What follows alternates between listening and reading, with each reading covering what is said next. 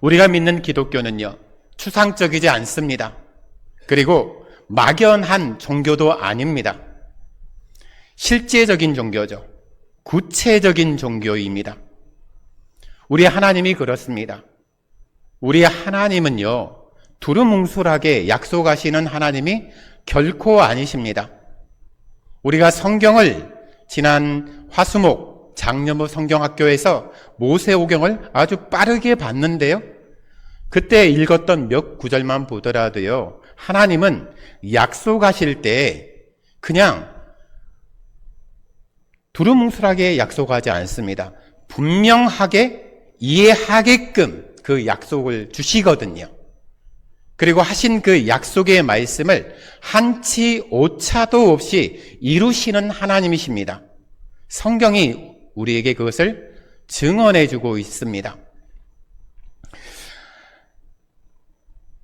제사장의 축복을 신명기에서 이야기하고 있는데, 하나님은 여러분들에게 복을 주시기를 간절히 원하시는 아버지 하나님이십니다. 그리고 하나님은 저를 이 자리에 세우셔서 하나님의 마음으로 여러분들을 축복하기를 명하셨습니다. 한 분 한 분의 영혼 가운데, 한 분 한 분의 가정과 사업장 가운데 하나님의 복이 흘러가기를 축복하는 것이죠.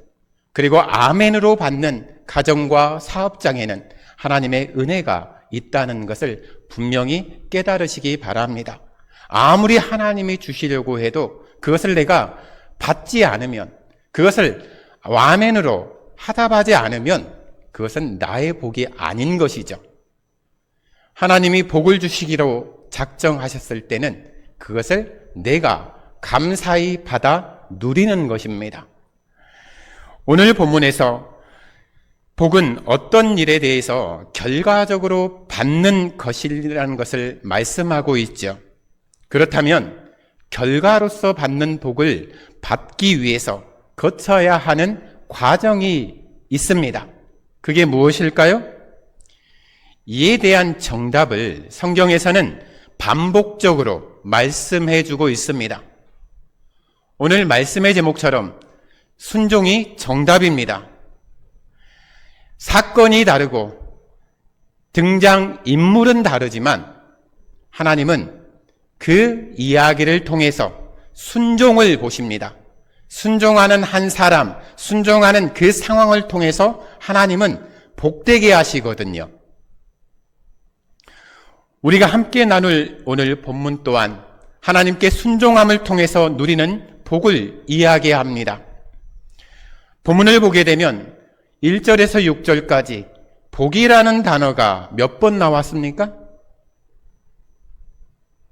눈치 빠르신 분들은 빨리 세겠죠? 네. 몇 번 나왔습니까? 네, 7번 나왔습니다. 네. 7번 복이 언급이 되고 있습니다. 복이라는 단어를 읽을 때마다, 복을 준다는 그 문구를 읽을 때마다 우리가 기분이 좋지 않습니까? 어제 주변 정리를 마치고 한 집사님이 이런 이야기를 하는 겁니다. 오늘 일하신 분들 꼭 복권 사시라고 로또 사시라고 당첨될 거라고 그렇게 이야기를 하더라고요. 물론 그렇다고 해서 복권을 사거나 로또를 사진 않습니다. 근데 그 마음이 무엇입니까? 이 무더운 날씨에 땀 뻘뻘 흘려가면서 힘겨운 그 노동을 해가면서 이렇게 섬겼는데 하나님 이분들에게 복 주셔야 됨이 마땅하지 않습니까? 그것을 그렇게 표현한 것이죠. 분명한 것은 사람은 혹시 그것을 놓친다 하더라도 하나님은 놓치지 않습니다. 우리가 섬기는 그 현장, 그 모습을 다 보고 계시거든요. 그리고 그 모든 섬김이 하나도 땅에 떨어지지 않게 하시는 하나님이십니다. 우리가 그래서 뿌린 대로 거두게 하시는 하나님을 이야기하지 않습니까? 내가 뿌리지 않고 무엇을 바라는 것은 우리가 흔히 표현하는 대로 도둑놈 심보죠. 하지만 내가 땀 흘려 뿌리고 거기에 따른 열매가 맺힐 것을 기대하는 것은 믿음입니다. 하나님을 향한 바른 온전한 믿음인 것이죠. 우리의 수고로움이, 우리의 헌신이 바로 이 순종의 그 모습 아니겠습니까? 오늘 본문의 복에 대한 이야기를 살펴보게 되면 그냥 두루뭉술한 복이 아닙니다. 다 우리 실생활에 표현되어지는 일상생활에 주어지는 현실적인 복을 말해주고 있습니다. 이러한 복을 주라고요. 이러한 복이 있을 거라고요. 구체적으로 말씀해주고 있습니다. 우리가 복과 관련해서 피해야 되는 양극단이 있습니다. 먼저는 너무 물질적인 것만 생각하는 것이고, 또한 이와 반대로 영적인 것만 생각하는 것입니다. 하나님은 우리에게 이 두 가지를 다 허락해 주시는 하나님이십니다. 영적인 복도 내게 주시고요, 이 땅에서의 그런 물질적인 복도, 건강의 복도 주시는 것이죠. 그게 하나님이십니다. 너무나 세상 사람들이 눈에 보이는 복, 실질적인 그런 물질의 복만 추구하다 보니까 영적인 것을 놓치지 않습니까? 그렇다 보니까 이 영적인 복을 구해야 된다라고 강조하죠. 그렇다고 해서 영적인 복만 강조하게 되면 이 땅에서는 복이 없다는 상황이 되어지죠. 하지만 하나님은 영적인 복과 함께 우리 이 땅에서 물질의 복, 우리에게 필요한 복들을 주십니다. 그걸 믿으셔야 됩니다. 성경 말씀을 보게 되면 하나님은 그 사랑하는 자에게 실제적이고 현실적인 복을 내려주는 경우가 많다는 것을 알 수 있습니다. 대표적으로 아브라함이 그렇습니다. 이삭이 그렇습니다. 세상을 살아가는 나그네의 삶 가운데 왜 어려움이 없겠습니까? 하지만 그 상황 가운데 하나님을 바라보며 하나님의 약속을 신뢰하며 걸어가는 그들에게 하나님은 복을 주셨습니다. 그 복에 대해서는 성경에서 분명히 우리에게 기록을 통해서 확인해 주고 있습니다. 이런 현실적인 복들은 우리가 신앙생활을 함에 있어서 좋은 격려가 되지 않습니까? 누가 이렇게 했더니 이런 복을 받았더라, 그런 소문이나 이야기를 듣게 되면 여러분 어떤 마음을 품게 됩니까? 나도 한번 해봐야지. 정말 그럴까? 사람이 그런 마음에 잠깐 이렇게 마음이 열리지 않습니까? 하나님이 우리에게 복을 주실 때 분명하게 이야기하시거든요. 우리에게 복을 주시기를 작정하셨다고요. 그런데 그냥 주어지는 복은 아닙니다. 하나님이 주시는 복은요, 쉽지만 굉장히 어렵게 느껴지는 조건이 달려져 있기 때문입니다. 오늘 말씀을 해서 이 복의 근원, 하나님을 가까이 하는 법, 그것을 여호와 하나님의 말씀에 청종한다라고 기록을 하고 있거든요. 청종한다는 것은 귀를 기울여서 듣는 것입니다. 무엇을 듣습니까? 하나님의 말씀을 듣는 것이죠. 그 말씀을 듣고 나의 것으로 고백하는 겁니다. 나를 향한 하나님의 말씀으로 듣는 것입니다. 지난 3주 동안 작년부 여름 성경학교를 준비하면서요, 개인적으로는 굉장히 애를 먹었습니다. 어디에 수준을 맞춰야 될지 몰랐거든요. 그리고 주어진 시간도 굉장히 한정적이었습니다. 그 시간 안에 이 모세오경을 볼 수 있을까? 어떻게 해야지? 굉장히 저 나름대로는 힘겨운 시간을 보냈습니다. 그때 주셨던 이미지가 있거든요. 콩나물 시루입니다. 혹시 콩나물 시루 보셨습니까? 콩나물 키워 보셨습니까? 혹시 콩에 물 부으면 바로바로 쑥쑥 자라던가요? 변화가 보이시던가요? 물을 부으면 쏟아 부은 물은 어떻게 됩니까? 그냥 밑으로 다 빠져버립니다. 그러면 금방 물 준 게 헛수고입니까?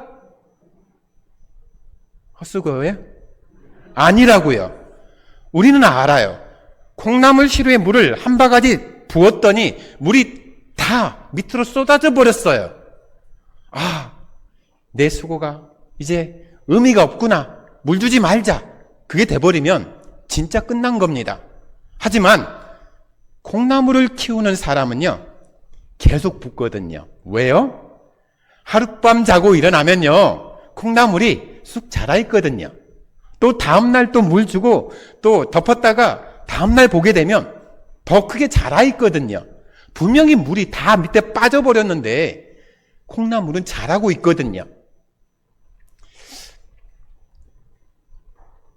아무리 성경 말씀 가르쳐줘도요, 다들 한 귀로 듣고 한 귀로 잊어버려요. 목사님, 오늘 말씀 듣지만요, 저문 나가잖아요. 오늘 말씀 제목도 잊어버려요. 그렇게 표현하셨거든요. 그래서 어떻게 해야 되지? 너무나 마음이 무거웠어요. 근데 하나님이 이 콩나물 시루에 마음을 주시면서 제 마음이 편안해졌어요. 아, 나는 물을 붓기만 하면 되는구나. 자라게 하시는 분은 누구시라고요? 하나님이시라고요. 여러분들이 한 귀로 듣고 한 귀로 흘려보내도 괜찮습니다. 여러분 마음 안에 누가 계십니까? 하나님이 계세요. 하나님이 계신 그 자리에 말씀이 부어지면요, 한 귀로 듣고 한 귀로 빠져나가도 남는 게 있거든요. 내 마음속에 거하는 게 있거든요. 그러면 나는 모르지만 내가 저 문에 나갔을 때 오늘 목사님이 무슨 이야기인지 모르겠어.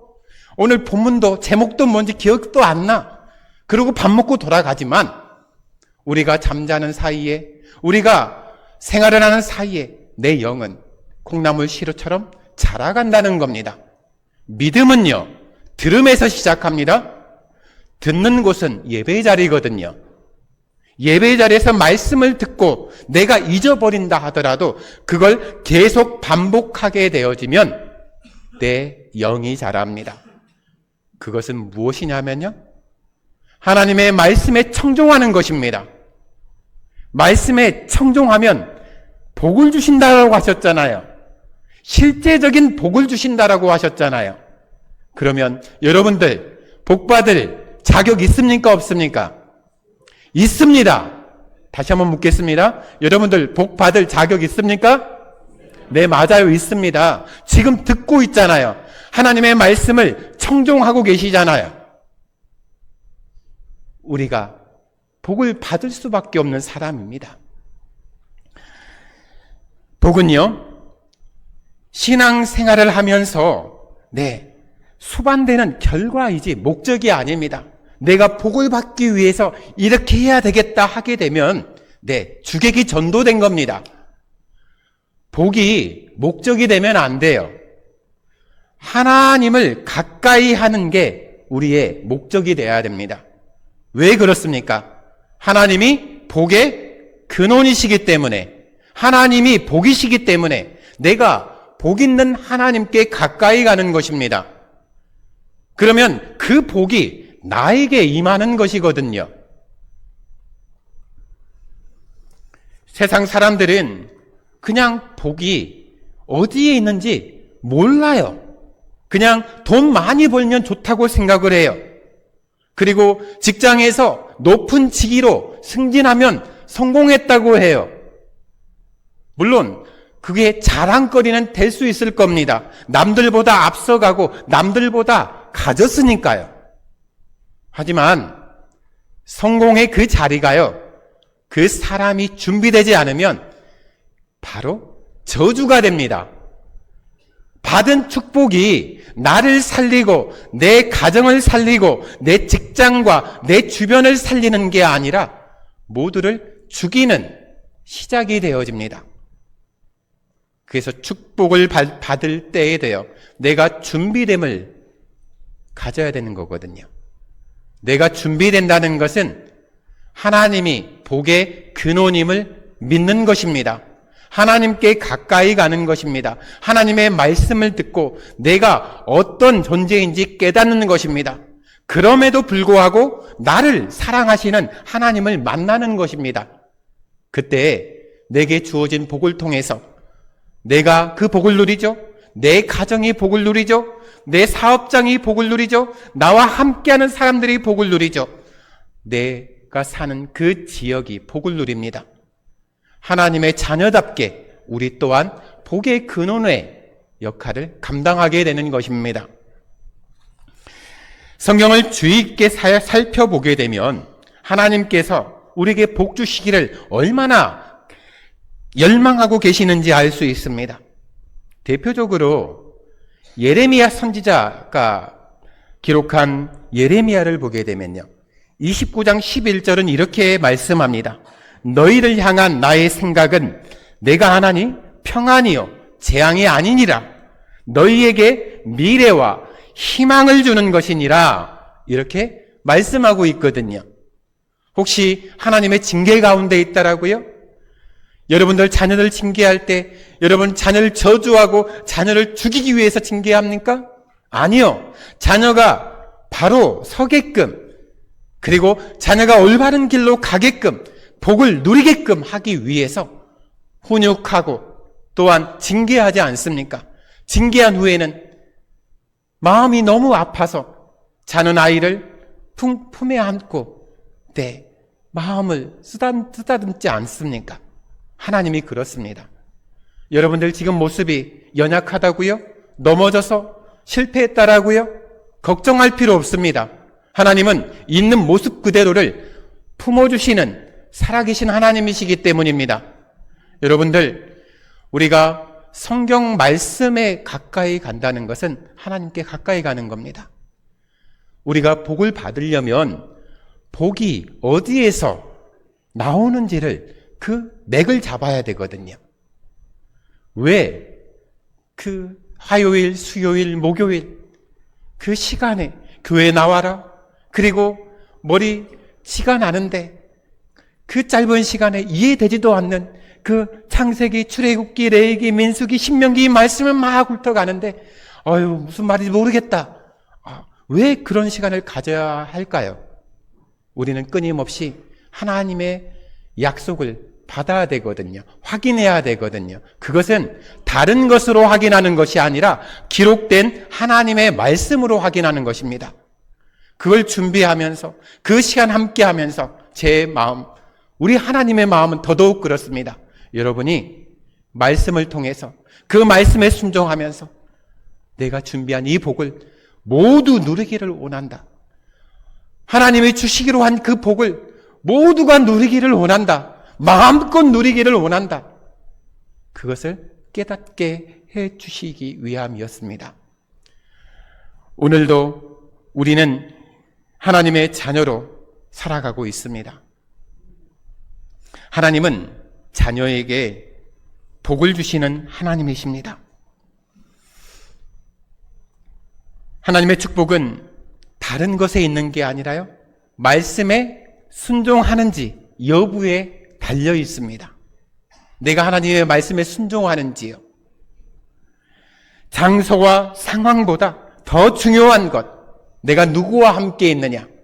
여러분 누구와 함께 있습니까?